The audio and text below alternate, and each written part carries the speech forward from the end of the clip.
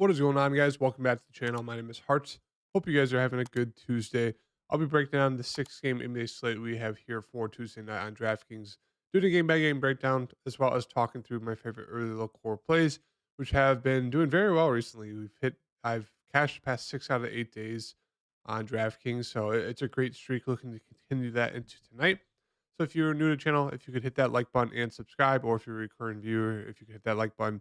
Let's try to get to 40 likes. That'd be great if we could hit that on this video. Thank you guys for all the support, and let's get into it. I look back at my lineup. Yesterday, it was looking like it could have been a huge day. I played in the 15K to first, and I was in the top 400 pretty much the whole night until the last game. About the start of the third quarter of the last game is when I slowly started to fall out of the top 400 and kind of finish in the top 4,000. But I went with Brunson. Obviously, I talked about how I love the matchup. Unfortunately, we got screwed there with the career game for Julius Randle, and that obviously kind of limited the ceiling for Brunson. He wasn't as aggressive as usual. I went with Jalen Noel. I talked about if he's not on minutes limit, he could be that guy who comes off the bench super aggressive. He did very, very well there at 2%. Kelly Oubre, talked about him. He was a core play for me. Same thing with Brunson. And same thing with Richard. So the core plays and Steph. So the core plays were great. Easton, super chalky. He did fantastic. Richards, I'm surprised he's only 9% in that matchup. 42. Steph just didn't score a point in the first quarter. That was super frustrating, but still got us 52. Kyle Anderson, like really, really, dude. The dude's going to average a triple double like the whole season. Of course, the one time I play him, he's coming off the worst 2 games of the season. It's like before that, he was averaging like 45 fantasy points and like a triple double. That was frustrating. And then TJ McConnell was kind of annoying. So originally, I had planned for I had talked about all these guys, how I like them. And then I originally had planned for moving to Santi Aldama here and then paying up for someone at the utility spot. But once we get the news that Jaren Jackson Jr. was in, I ended up going to Kyle Anderson. I should have paid down for a guy like, what was his name? Torian Prince. I talked about it yesterday. You have to have short term memory because 2 days ago, he got me 8 fantasy points at 32 minutes. And today or last night, he played what, 34 minutes? Let's see what it was. He played 32 minutes, same amount of minutes, went 12 of 13, 8 of 8 from three, 50 bomb. Career high.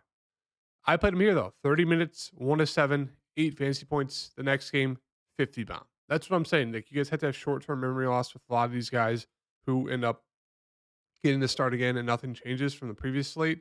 So yeah, I mean that was super annoying. But here's what took down first: almost 400 fantasy points there. Abaji, Prince, Conley, Eason, Embiid, Steph, Olenek, and Dunn. So yeah, looking to continue the streak. I've cashed 6 out of the past 8 days. As I said, I think there's big money coming. So stay locked in. Let's tune up for this slate, 6 game slate. I like these mid-sized slates. I think they're great. We're getting a lot of good matchups. So starting off here with Washington and Orlando. The big news is that Kyle Kuzma's out. With Kuzma out, that is obviously just a bump for Porzingis and Beal in a pretty solid spot here versus Orlando. So I do like Porzingis and Beal. Porzingis is a little bit safer, but I think they're both very, very solid in GPPs. And then guys like Gafford, Denny are going to get a little bit more of a minutes bump off the bench here. Now, Gafford should start. It's just he's foul prone at times, but I think he's a decent option there at 5-1. We know he could get you 30 plus fantasy points if he's having a decent game, getting a double double. Could see 30 minutes, but yeah, he's super risky. But I don't mind taking a shot on him. But I'd rather go to Denny if you're going to take a shot on one of like the 5K guys here on Washington. Should see mid 20s minutes. He's decently productive. Not going to go out there and shoot the ball a ton unless he's on fire. But yeah, should see about close to 30 minutes. Could get you anywhere from like 25 to like 35 fantasy points. So I think he's a decent option.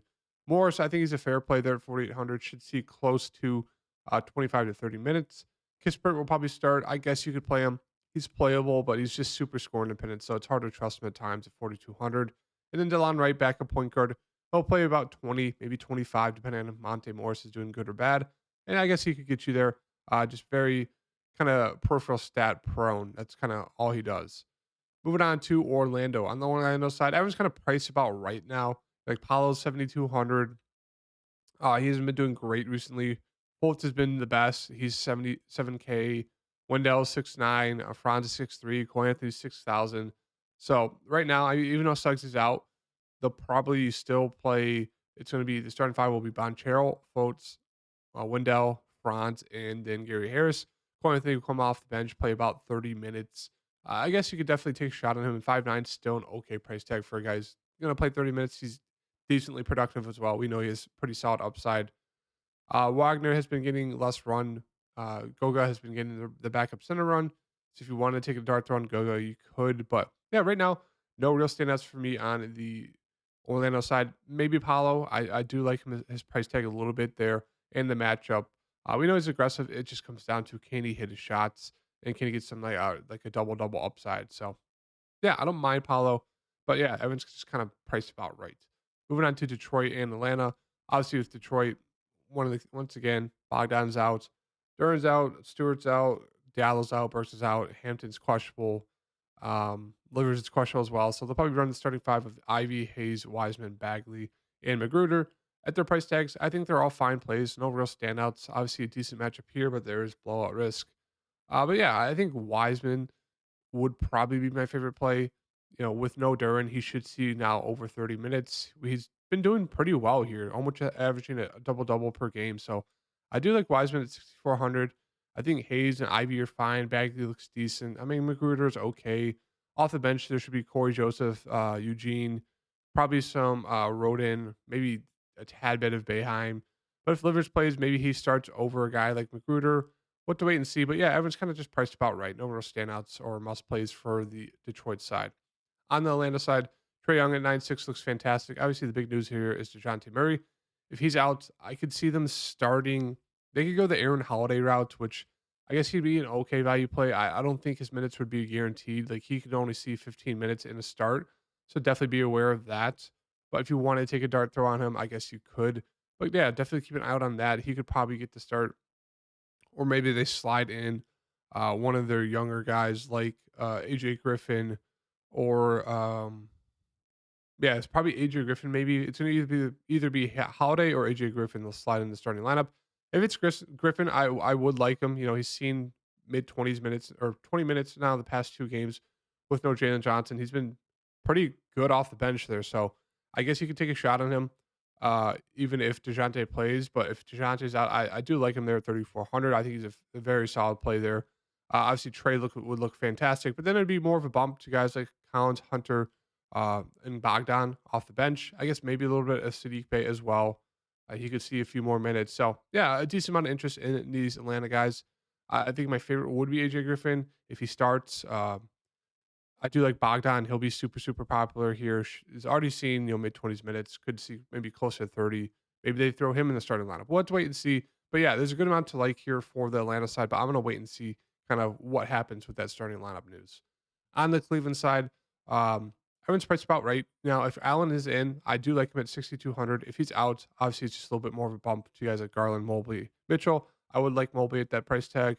Levert, kind of priced about right for how he's playing, anywhere from 25 to 35 minutes if he's playing super, super well. I think he looks like an okay play.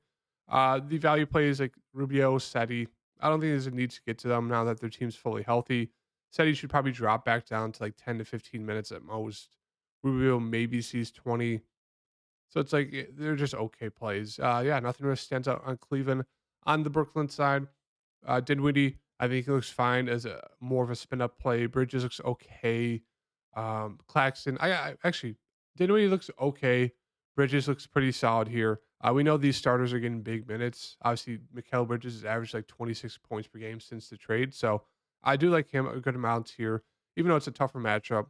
Claxton should be in line for big minutes if Allen plays, even if Mobley is just the only big, just because they have no one else who can guard him. So I do expect big minutes here for Claxton. Just hope he stays out of foul trouble. So I do like him in Mikal Bridges a good amount. Cam Johnson just a little bit too score independent for me, but once again playing super solid minutes. If there's no DFS, I expect Royce O'Neal to start for him. He'd be a solid value play there. Probably would see closer to 30 minutes on the safer side, and then maybe more minutes for a guy like Seth, Cam Thomas, maybe a guy like Joe Harris. They'll dust off, but yeah, it's pretty much just the starters for me on the Brooklyn side. On the Spurs side, lots to like here. Pretty much the whole team's out once again. So Keldon Johnson's going to lead the team here in terms of usage. I think he'll be a contrarian play. Not the best matchup. There is that blowout risk, so he could see potentially not even see 30 minutes, and that's the kind of the the downside of him. But if the games stay close, it's probably because of Keldon Johnson. So I do like him a good amount there at 7,400, but I just don't think I'll get to him. But yeah, as you can see, Vassal's out, Collins is out, Trey Jones is questionable, Sohan's out, Basty's out, Graham's questionable, Doug's questionable. So there's just a ton of people questionable right now. But right now, I do really like Brand at 5-1. With all these guys out, we've seen him and he's super aggressive. He's even been aggressive with those guys back in the previous games. But yeah, he should be in line to see 30 plus minutes. He's usually pretty aggressive, as we saw here in this stretch. He has good upside. So I do like him at 5,100, playing alongside Keldon. I assume they'll start Graham as well. I think he looks decent as well. You could definitely play both those guards, but only if Trey Jones is out. Like if Trey Jones is in, we'll just wait and see which guard they start. I think I'd still prefer Graham over Graham, even if Graham gets to start. But definitely one of those things we had to wait for. Uh, Mamu will be the center. He was god awful in that. What game was it? I think it was this Memphis game. Correct me if I'm wrong. That he started, or was it? No, it was the Dallas game. He started. I think he had like 0 points the first half. Like he was terrible. Went to overtime. He got 22. But yeah, 4,200. It's just he couldn't hit a shot. So I do like running back with him. If there's no Trey Jones, if there's no Branham, or excuse me, Trey Jones or Graham, we could get a Blake Wesley at 3,800, who's actually been seeing decent minutes recently, but it'd just be more minutes for him, more of a usage bump. So at 3,800, he'd be a great value play there. Romeo is a decent play. He's just very up and down, very boomer bust. But if he gets to start and does well, he could pay off as well. Bates Diop could get the start at 3,700. He looked like a great value play there. He was super solid when he was getting starts. So yeah, lots to like here for this Spurs side. It just kind of comes down to who they're going to start. So let's wait and see. In the dart throw of all dart throws would be Dieng here at 3,100. In that Memphis game, or excuse me, the Dallas game, he actually got 16 fantasy points. Could have had a few more in 16 minutes. He was only 1 of 5, but yeah, he's pretty productive. If he gets 15 to 20 minutes, he could smash in that time. That's a super risky play. On the Pelican side, 8-6 for Brandon Ingram, 8K for CJ McCollum. I mean, great matchup here. You just hope this game stays close. I don't love the price tags, but they're both pretty solid. It'll be interesting to see how much ownership JV gets. Talked about him against Houston that first game, 52. He followed it up with 33 and 45, and he still wasn't that high owned. But I expect for this third game, people to really follow suit here and just kind of fall in that JVal trap. I don't mind it. Obviously, another great matchup. It's just, can he stay out of foul trouble? Can we trust the minutes? If he gets 30 plus minutes, obviously he should smash. But I don't know. I could see him being like 30% owned tonight and him just having foul trouble or just not doing well and getting limited minutes. But in terms of the rest of the team, no real standouts to me. Sure, you could take a shot on Josh Richardson, but that's about it. Maybe if you want to take a shot on Larry Nance and hope for J Val foul trouble or him doing bad, but it's really just the main two guys and maybe taking that shot on J Val for me. Moving on to Boston and Sacramento. Fantastic matchup here for Boston. Sacramento's coming off of a back-to-back. So I love Tatum. I love Brown. If I had to lean towards one, it'd probably be Tatum, but Brown's been pretty consistent recently in terms of his fantasy output. So I think I'm gonna throw Brown in here for right now. But I love Tatum, love Brown. White, Brogdon, Horford, Smart, all secondary options. They're all decent. They're GPP plays. And I do really like Robert Williams if he's not on a minutes limit. Like if we get close to 30 minutes for Robert Williams in this matchup, I really like him at 4,800. But that's kind of the big issue is he on a minutes limit? We'll have to wait and see. Moving on to Sacramento. Tougher matchup here for these guys. I like Fox. His price tag bonus looks decent. Not the best one though. Now that Robert Williams and Al Horford are there, Kevin Huerter's questionable if he's out. Obviously, it's just more of a minutes bump for guys like Monk, Barnes, Murray. Trey Lyles should see decent minutes off the bench. I don't mind getting to him. Finally had a down game there after averaging like 20 fancy points per game the past like 6 or 7. But yeah, it's really just kind of the main two. And I do have interest in Fox Monk and GPPs, and then a little bit of Trey Lyles. And then moving on to the last game, another solid matchup here: OKC versus the Clippers. I like SGA. He's kind of priced about right 9,800. Giddy looks pretty solid there at 7,600. I like Jalen Williams at 6,800. He's been productive.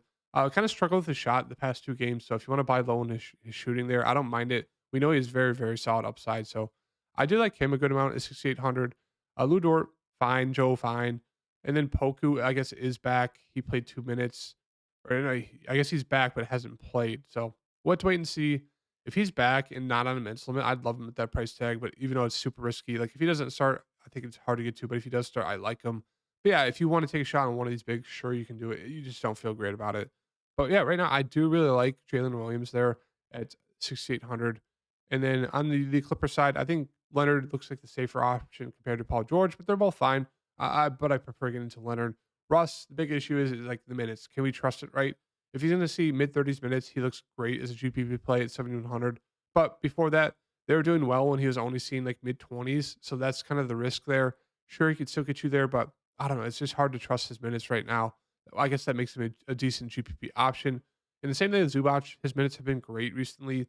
They've been 30 or more the past 2 out of 3, and he's been killing it. So that's another one of those guys, super risky GPP play, but if he's going to get that 30 plus minutes, probably will get you a double double and do very, very well. So, yeah, good amount of interest in all 4 of those main guys, but really just kind of prefer Kawhi because he's the safest. And that's really it. And yeah, that does it for the slate breakdown. Make sure to hit that like button. Do appreciate it. And I'll give you guys updates on Twitter if you want to hit my DMs, ask any questions, all that good stuff. So, yeah, see you guys.